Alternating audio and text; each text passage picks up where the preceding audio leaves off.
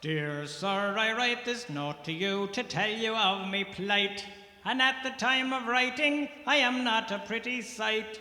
Me body is all black and blue, me face a deathly grey. And I write this note to say why Paddy's not at work today.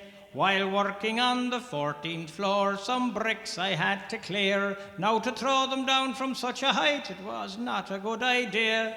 The foreman wasn't very pleased, he being an awkward sod. He said I'd have to cart them down the ladders in me hod. Now, clearing all these bricks by hand, it was so very slow. So I hoisted up a barrel and secured the rope below. But in me haste to do the job, I was too blind to see that a barrel full of building bricks was heavier than me.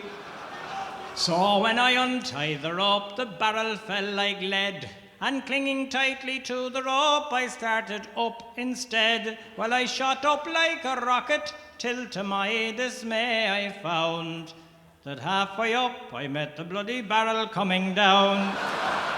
Well, the barrel broke me shoulder as to the ground it sped, and when I reached the top, I banged the pulley with me head. Well, I clung on tight, though numbed with shock from this almighty blow, and the barrel spilled out half the bricks 14 floors below.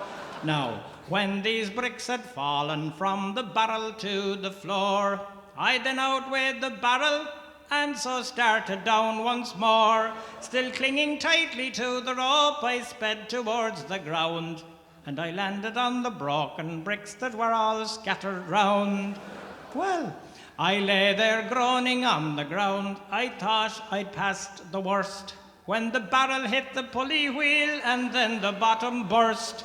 Well, a shower of bricks rained down on me. I hadn't got a hope. As I lay there moaning on the ground, I let go the bloody rope.